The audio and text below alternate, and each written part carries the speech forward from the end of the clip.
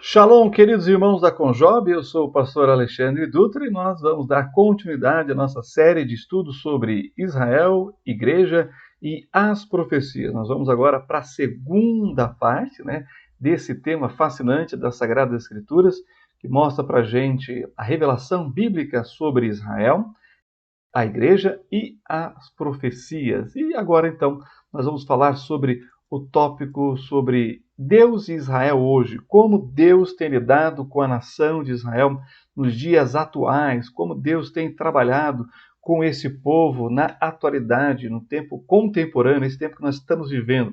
Quando você olha para os noticiários, quando você ouve as notícias no rádio, sempre vem uma referência a Israel no plano da geopolítica internacional, não é verdade? Ou das aproximações do nosso governo para com Israel, ou de outros governos das nações envolvendo a nação de Israel. Então, a pergunta que nós vamos responder hoje é como Deus tem lidado com Israel na atualidade, como Deus tem trabalhado com Israel hoje, tá certo? E para isso, nós vamos recorrer às profecias bíblicas. Pois a história de Israel, inclusive, na parte da atualidade, está ligada às profecias bíblicas. Então nós vamos ver justamente, em primeiro lugar, o acontecimento que nós podemos acompanhar ano após ano envolvendo envolvendo a nação de Israel, que diz respeito em que os judeus estão voltando para Israel. Isso é impressionante. Isso aqui é chamado de aliá, o direito que Israel tem em retornar para a sua terra, em que o povo judeu tem de voltar para Israel, de voltar para a terra de Israel. Isso está no direito de Israel, e que estende esse direito para todos os judeus de todos os países no mundo. Aqueles que desejarem, eles terão o apoio do Estado, o apoio do governo, ajuda e financeira, inclusive, e também de integração ao país através de cursos, como aqueles que ainda não sabem o hebraico moderno. O governo então dá o curso de hebraico e também a recolocação profissional lá no Estado de Israel. Bem, isso chama-se aliá, o direito de retorno a Israel. A palavra aliá é do termo disso que quer dizer em hebraico subida, a subida para Jerusalém, em que o peregrino ia adorar ao Deus de Israel, lá na cidade do grande rei, na cidade de Jerusalém. Eu acompanho você então a abrir a sua Bíblia comigo lá no profeta Isaías, capítulo 43, e nós vamos ver aí os versículos de 1 a 6, confirmando essa promessa de Deus a Israel. Nós lemos esse texto no nosso estudo anterior, mas eu quero complementar agora com os versículos finais, mas vamos fazer uma leitura dos 6 primeiros versículos, que diz assim: Mas agora assim diz o Senhor que te criou, ó Jacó, e que te formou, ó Israel, não temas, porque eu te remi, chamei-te pelo teu nome, tu és meu. Quando passares pelas águas, estarei contigo, e quando pelos rios, eles não te submergirão. Quando passares pelo fogo, não te queimarás, nem a chama arderá em ti. A gente pode fazer uma analogia aqui, Quando a gente pensa em passar pelas águas, nós podemos fazer uma referência aqui aos cativeiros de Israel, que os impérios mundiais que tomaram Israel, o Reino do Norte e Judá, o Reino do Sul, vieram como realmente muitas águas, um poder militar, e acabou levando o povo de Israel cativo. Quando a gente diz aqui também no texto, e quando passares pelos rios, eles não te submergirão, nós podemos ver aqui uma referência aos pogroms, à Inquisição, os tipos de perseguição infligida aos judeus ao longo dos séculos, depois da dispersão deles de Israel, com a destruição do templo no ano 70 depois de Cristo. E quando a gente olha, então, a expressão aqui, quando passares pelo fogo, nós não temos dúvida que podemos fazer uma analogia, uma aplicação do período do Holocausto, que sabemos, dos campos de concentração, campos de extermínio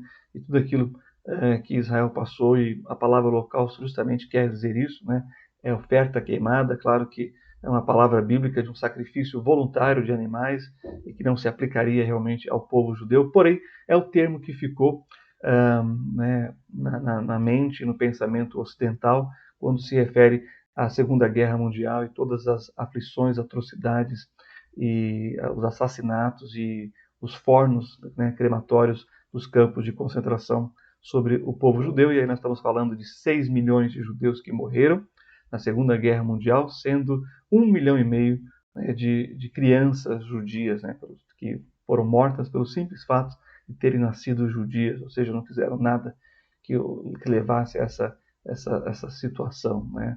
Simplesmente nasceram como judeus. Porém, eles têm sobrevivido pelas águas, pelos rios e também pelo fogo, e aí nós temos a nação de Israel, e temos aqui também o retorno do povo judeu para Israel. Mas aí o versículo 3 então vai dizer: porque eu sou o Senhor teu Deus, o Santo de Israel, teu Salvador, dei o Egito por teu resgate, a Etiópia e a Seba em teu lugar, visto que fosse precioso aos meus olhos, também foste honrado, e eu te amei, assim dei os homens por ti e os povos pela tua vida. Falando do resgate do Senhor buscando, trazendo de volta o povo judeu para onde eles foram dispersos. E olha só o que diz o versículo 5.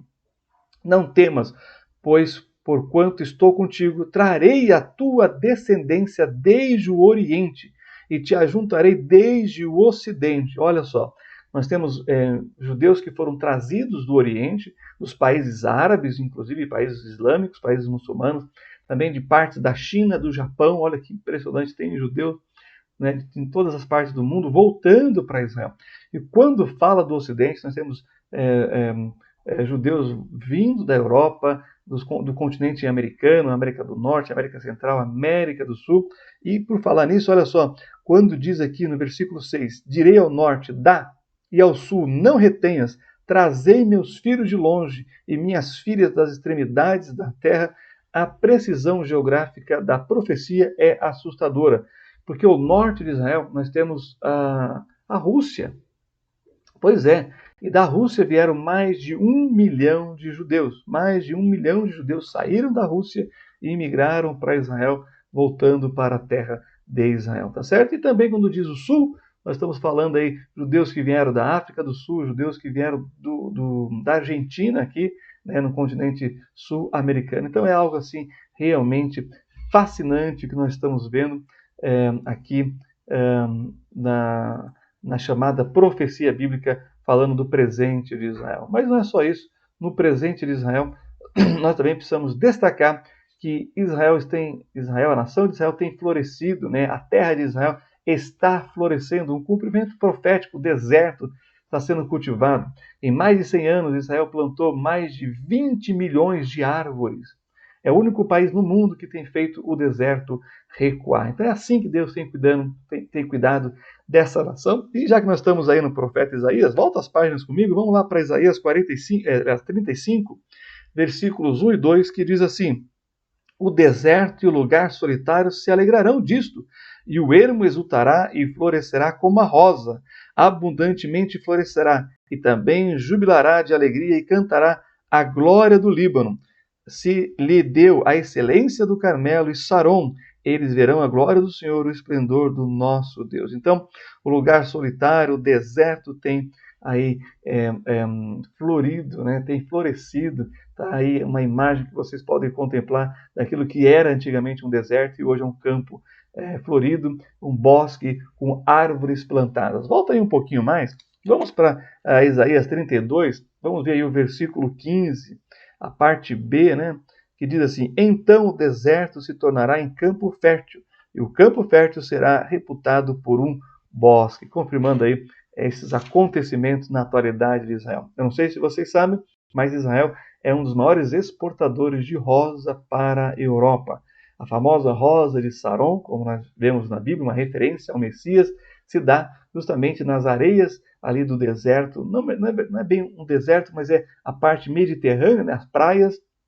Aí você tem areia e ali então você tem a rosa de Saron, onde ela é mais precisamente cultivada, mas nas areias ali da praia do mar, tá certo? Do mar Mediterrâneo. Então é algo assim realmente lindo, maravilhoso, e você pode contemplar aí o que Deus está fazendo com este povo e através dele. Bem, um outro acontecimento que a gente pode destacar aqui, né, nos nossos dias, nessa parte contemporânea, sobre a nação de Israel, é que os judeus estão trabalhando para a reconstrução do templo judaico. Deixa eu só pegar aqui e vocês vão ver o slide ilustrando isso. Olha só, o templo judaico. O Senhor Jesus irá voltar para Israel, isso é profético, sabemos, está lá em Atos capítulo 1, e pisará no Monte das Oliveiras. Ele voltará para os judeus, né, como nós temos em Zacarias, Apocalipse, e salvará o remanescente de Israel. Porém, ele voltará e haverá lá em Israel um templo que vai ser profanado pelo anticristo, mas para isso, esse templo tem que ser reconstruído. E nos dias atuais, nós estamos vendo esse movimento judaico, né, esse movimento do povo judeu espalhado pelo mundo e dos israelenses em Israel, dizendo que eles devem ter o direito de reconstruir o seu templo. Já parou para pensar nisso?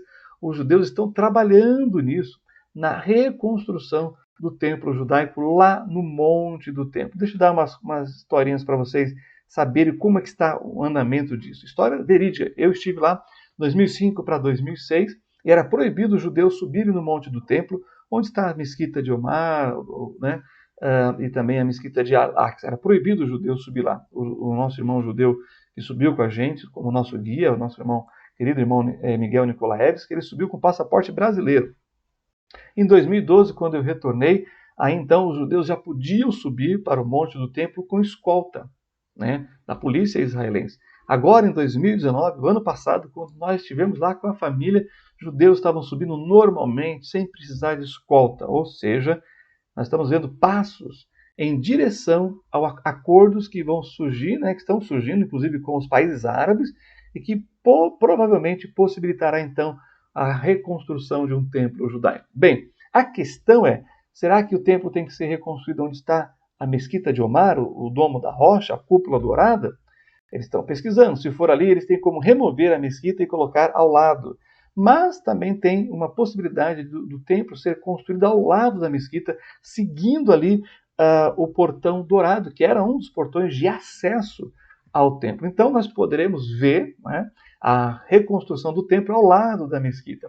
É claro que o período da tribulação passa a vigorar quando há um acordo de paz entre o anticristo, Israel e as nações, possibilitando assim os sacrifícios no templo, tá certo? Então, percebam que nós estamos vivendo dias da profecia se cumprindo ou se preparando para o seu cumprimento. Então, esta questão do templo, de fato, é algo realmente impressionante que marca a gente, que deixa a gente assim a refletir sobre os acontecimentos proféticos, tá certo? Bem, eu quero então agora finalizar falando sobre a questão atual de Israel, falando sobre a proteção de Deus com Israel.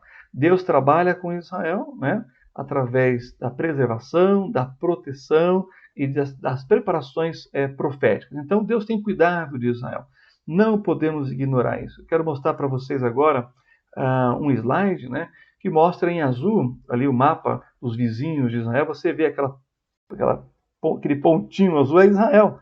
E ao redor de Israel, em amarelo, né, você tem as nações árabes muçulmanas, que são inimigos declarados de Israel. São 350 milhões de vizinhos potenciais inimigos de Israel. Israel, 9 milhões, sendo que dessa parte de 9 milhões, quase 2 milhões são de árabes israelenses, né, dando um total de 7 milhões de israelenses lá em Israel. Mas o Senhor tem protegido Israel, e eu não sei se você já ouviu falar, né, do Iron Dome, melhor dizendo, né, que é um sistema de proteção antimísseis que Israel usa para se proteger aí dos ataques, né, dos foguetes que são lançados ali da faixa de Gaza, de grupos terroristas contra Israel. Então, meus queridos, amados irmãos da Conjob, o que nós estamos vendo aqui é o cumprimento profético, é o Senhor trabalhando com a nação de Israel hoje, trazendo de volta o povo judeu, florescendo a terra, tornando a terra próspera, rica, né, na área da tecnologia, na área do Mar Morto, ali, que é chamado do Vale do Silício de Israel, onde ali você tem os minerais e também a parte de cosmético, de farmácia, que tem prosperado a nação de Israel, tá bom? E, claro, a proteção do Senhor sobre esse povo, pois Deus tem uma aliança eterna com Abraão, Isaque, Jacó e os seus descendentes. Portanto, com o povo judeu, com a nação de Israel, que Deus tem trabalhado, cuidado, preservado e depois nós vamos dar continuidade no nosso próximo estudo, falando um pouquinho mais sobre as profecias envolvendo aí a nação de Israel. Que o eterno Deus de Israel os abençoe ricamente no nome do nosso Messias e Salvador, o Senhor Jesus Cristo. Amém? Que Deus abençoe a todos. Shalom e até o nosso próximo estudo.